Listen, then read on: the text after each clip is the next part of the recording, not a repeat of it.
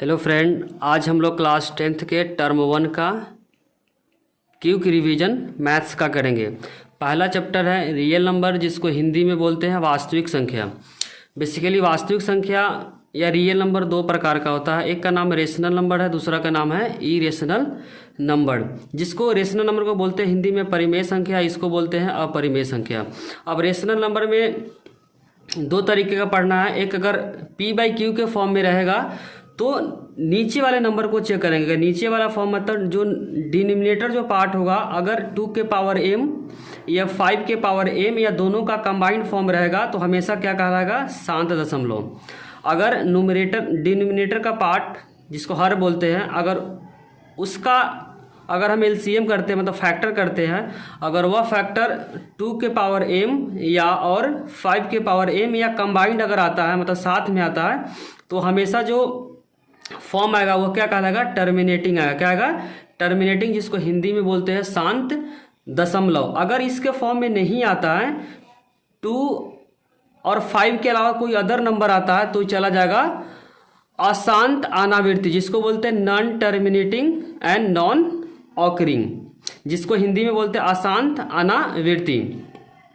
अगर कोई नंबर इस फॉर्म में दिया हुआ रिपीटेशन के फॉर्म में, जैसे 1.666 2.45, यह नंबर क्या है, रिपीट हो रहा है, तो रिपीट वाले नंबर को हम बोलते हैं टर्मिनेटिंग विथ रिपीटिंग, हिंदी में बोलते हैं अशांत अनावृत्ति। फर्स्ट चैप्टर में मैक्सिमम जो चांस है इसी कंसेप्ट से आएगा। और उसके बाद दूसरा जो इम्पोर्टेंट इसमें जो फॉर्मूला है,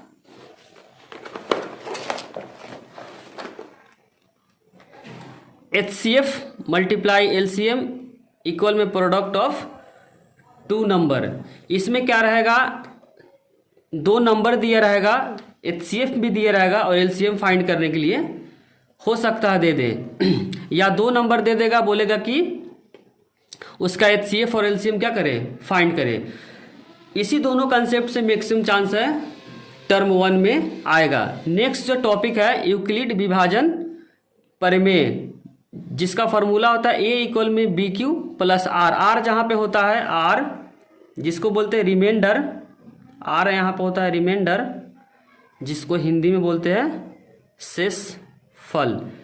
जो R होता है 0 या B क्या होता है यहाँ पे, B और A और B जो दो क्या है, दोनों पॉजिटिव नंबर है। और जो R होगा, जो रिमाइंडर होगा, या तो 0 होगा या तो उसके बीच में होगा। रिमाइंडर जो होगा 0 और B के बीच में होगा। फर्स्ट चैप्टर में इसी कंसेप्ट को अच्छे से पकड़ बनाना है, इसी में से कोई ना कोई क्वेश्चन। अच्छा, एक और इस टाइप से क्वेश्चन आता है, ट्री डायग्राम जो दिया रहता है, जैसे यहाँ पे कोई नंबर दिया फॉर एग्जांपल 100, इससे भी क्वेश्चन कभी कभी आ जाते हैं। और यहाँ पे अगर 2 दिया हुआ, यहाँ पे मिसिंग टर्म जैसे x पूछ देगा, यहाँ पे कोई नंबर दे दिया और यहाँ पे इन टर्म्स y अगर पूछ दिया, तो कुछ नहीं करना है। अगर ऊपर और नीचे का फॉर्म नंबर दिया रहेगा तो सिंपली क्या करेंगे, डिवाइड करेंगे। 100 को अगर 2 से डिवाइड करेंगे तो 50, तो x क्या आ जाएगा 50।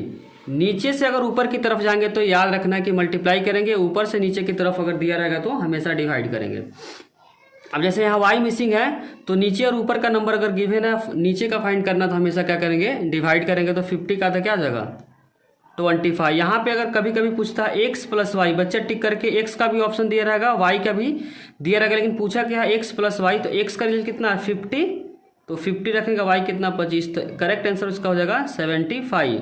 ध्यान रखना है कि नीचे और ऊपर का नंबर दिया रहेगा तो डिवाइड करेंगे, नीचे का नंबर दिया रहेगा, फॉर एग्जाम्पल अगर ये नंबर नहीं दिया रहता, नीचे का नंबर दिया रहता तो मल्टीप्लाई करते हैं। अब हम लोग फर्स्ट चैप्टर के बाद सेकेंड चैप्टर को रिवीजन।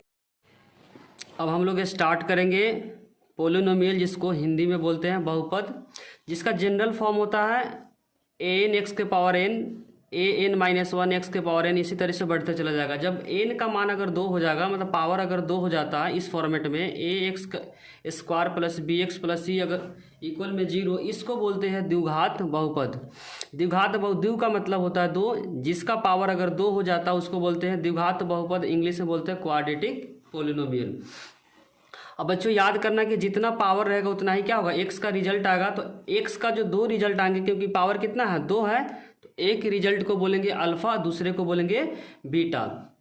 तो इसमें जो फॉर्मूला होता है अल्फा प्लस बीटा का माइनस बी अपॉन ए, बी होता है एक्स का कोफिशिएंट, हिंदी में बोलेंगे एक्स का गुणांक। जो बी है वो एक्स के साथ का जो नंबर है उसी को बी बोलते हैं। ए होता है स्क्वायर के साथ का नंबर, इसको ध्यान रखें। इसको हिंदी में लिख सकते हैं, बी है जो एक्स का गुणांक, एक्स का गुणांक, और ए है स्क्वायर का गुणांक, स्क्वायर का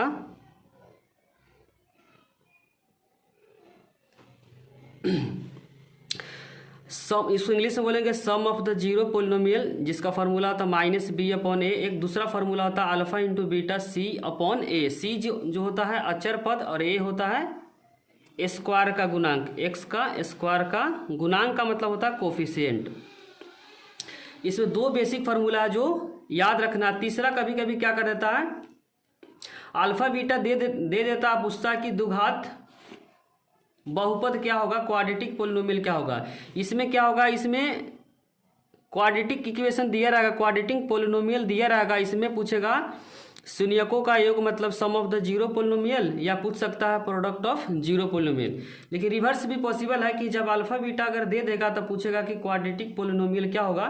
तो उसका फॉर्मूला डायरेक्ट याद कर लो बच्चों, एक्स का square minus alpha plus beta into x plus alpha into beta. के जहाँ होता है रियल नंबर, लेकिन के जीरो नहीं हो सकता, क्योंकि जीरो होगा तो क्वाड्रेटिक पोलिनोमियल नहीं होगा, इसीलिए के कभी जीरो नहीं हो सकता है। दूसरे में ऐसे भी पेपर में आ सकता है, एक्स का स्क्वायर अल्फा प्लस बीटा को हम लोग क्या पढ़े हैं, शून्यकों का योग into x plus alpha into beta means शून्यकों का गुणनफल। इसको इंग्लिश में क्या पढ़ सकते हैं, एक्स का स्क्वायर अल्फा प्लस बीटा को बोलेंगे sum of the zero polynomial into x plus product of zero polynomial. इसमें 2 और इम्पॉर्टेंट फार्मूला है जो याद रखना है, alpha square beta square. Alpha square beta square मेरे पास 2 ही चीज़ पता है, एक अल्फा प्लस बीटा पता है जिसका फार्मूला भी थोड़ा देर पहले पढ़े थे माइनस बी अपॉन ए, एक पढ़े थे alpha into beta c upon a. कभी कभी पेपर में क्या पूछ देता है, alpha square plus beta square, तो डायरेक्ट इसका रिजल्ट याद रखना है अल्फा प्लस बीटा का whole square minus 2 alpha into beta. जब इसको एक्सपेंड करेंगे तो 2 अल्फा बीटा माइनस का 2 अल्फा बीटा क्या हो जाएगा, कैंसिल हो जाएगा, और alpha square beta square direct निकल जाएगा, क्योंकि मेरे पास अल्फा प्लस बीटा भी गिवन है और अल्फा इंटू बीटा भी गिवन रहेगा, क्योंकि क्वेश्चन में क्वाड्रेटिक पोलिनोमियल दिया हुआ रहेगा। दूसरा कभी कभी पेपर में आता है अल्फा माइनस बीटा का होल स्क्वायर। इसका डायरेक्ट फार्मूला याद करना है, अल्फा प्लस बीटा का whole square minus 4 alpha into beta, क्योंकि मेरे पास अल्फा प्लस बीटा का रिजल्ट है, अल्फा इंटू बीटा का रिजल्ट है। कभी कभी क्वेश्चन में पूछ देता है पोलिनोमियल से, एक सिंपली कर्व दिया रहेगा, जैसे सिंपली एक कर्व है इस तरीके का, इसमें बोल देगा find the number of zero polynomial, find the number of zero polynomial. इसका सिंपली कंसेप्ट क्या होता है कि जो कर्व गिवन है एक्स एक्सिस को कितने बार कट कर रहा है। अगर कभी भी पेपर में पूछ देगा find number of zeros polynomial या शून्यकों की संख्या, शून्यकों की संख्या, तो सिंपली इसमें हम क्या करेंगे, जो कर्व गिवन रहेगा देखेंगे एक्स एक्सिस को कितने बार कट किया हुआ है। एक बार वाई को नहीं देखते, सिंपली एक्स को देखते हैं। किसको, एक्स को, कि एक्स एक्सिस को कर्व कितने बार कट किया है। एक्स एक्सिस को ध्यान रखना है, एक्स एक्सिस को cutting the x axis, cutting या इंटरसेक्ट ही बोल सकते हैं, इंटरसेक्ट एक्स एक्सिस 1 2 3 4 5। तो यहाँ पे जो अब हम लोग चैप्टर नंबर 3 का क्योंकि रिवीजन करेंगे, जिसका नाम है 2 चर वाला रैखिक समीकरण, इंग्लिश में बोलेंगे pair of linear equation in two variable. इसमें क्या होता है, स्टैंडर्ड फॉर्म जो होता है equation, linear equation a1x plus b1y plus c1 equal में 0। जो सेकेंड इक्वेशन होगा, सेकेंड लाइन जिसका इक्वेशन है a2x plus b2y plus c2 equal में 0। इसमें तीन कंडीशन हम लोग को पढ़ना है। पहला कंडीशन है कि दोनों लाइन एक दूसरे को एक बार इंटरसेक्ट करती है, जिसका कंडीशन होता है a1/a2 नॉट इक्वल में b1/b2। दोनों लाइन एक दूसरे को कितने बार कट कर रही है, एक बार, तो इसीलिए इसका आंसर हो जाएगा केवल एक हल होगा। या और में प्रतिच्छेद लाइन, दोनों लाइन एक दूसरे को प्रतिच्छेद कर रही है, इंग्लिश में बोलेंगे इंटरसेक्ट कर रही है। और अद्वितीय हल या संगत, चार इसको बोलेंगे प्रतिच्छेद रेखा है, अद्वितीय हल या संगत, या इसको बोलेंगे केवल एक हल होगा। केवल एक हल का मीनिंग हुआ कि दोनों लाइन एक दूसरे को एक बार कट कर रहा है। इंग्लिश में बोलेंगे इंटरसेक्टिंग लाइन, यूनिक सॉल्यूशन, या और में बोलेंगे कंसिस्टेंट। ध्यान रखना कंडीशन क्या होता है, a1/a2 नॉट इक्वल में b1/b2। नेक्स्ट कंडीशन जो पढ़ना हम लोग को, दोनों लाइन एक दूसरे को, सपोज पहला लाइन और दूसरा लाइन एक ही लाइन को क्या कर रहा है, रिप्रेजेंट कर रहा है, तो इसमें जो दोनों लाइन एक दूसरे को कितना बार कट करेगा, इनफाइनाइट बार कट करेगा, जिसका कंडीशन होता है a1/a2 इक्वल में b1/b2 और इक्वल में c1/c2। इसमें तीनों क्या होता है, आपस में बराबर होता है। जब एक लाइन दूसरे लाइन पे आता है, इसको हिंदी में बोलते हैं संपाती रेखा, इंग्लिश में बोलते हैं कॉन्सिडेंट लाइन, और बोलते हैं अपरिमित रूप से अनेक हल हो, क्योंकि एक लाइन दूसरे लाइन पे आ रखा हुआ, इसको इंग्लिश में बोलते हैं मेनी सॉल्यूशन। और एक और कंडीशन इसका संगत, इसमें भी संगत और इसमें भी संगत, इंग्लिश में बोल देंगे कंसिस्टेंट। थर्ड कंडीशन क्या है इसका,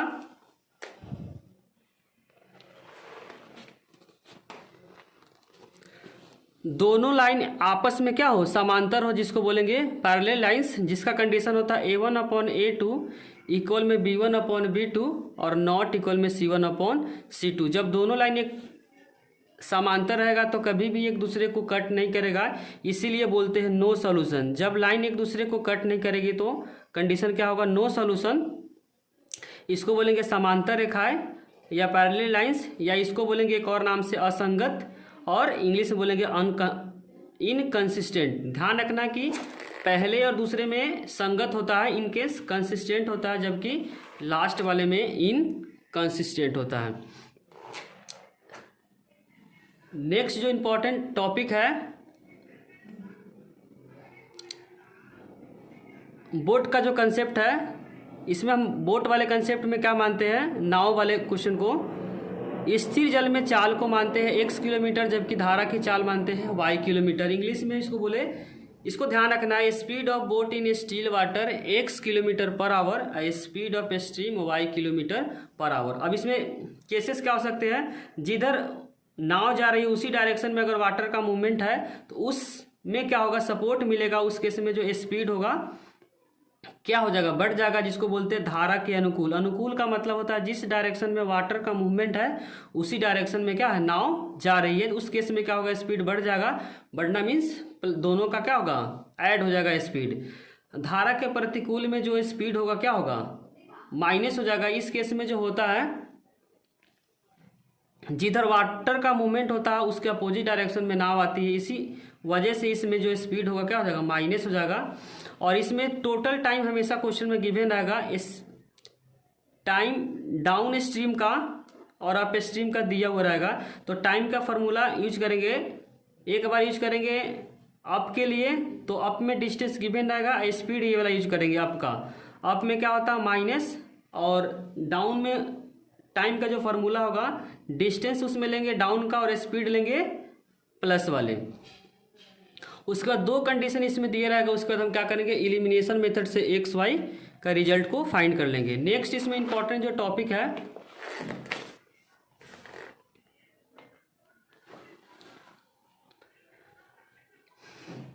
इस तरीके के क्वेश्चन को कैसे सॉल्व करते हैं। दो कार या दिया रहेगा, दोनों कार को स्पीड पूछेगा पेपर में, तो मान लेंगे कार नंबर 1 का स्पीड क्या है, x किलोमीटर है, कार नंबर B का स्पीड y किलोमीटर है। अभी दोनों कार हो सकता है कि सेम डायरेक्शन में मूवमेंट कर रहा होगा, या दोनों कार अपोजिट डायरेक्शन में मूवमेंट कार होगा। जब दोनों कार अगर सेम डायरेक्शन में मूवमेंट करेगा तो उस केस में जो स्पीड होगा कंबाइंड स्पीड, दोनों स्पीड क्या हो जाएगा, माइनस हो जाएगा, क्योंकि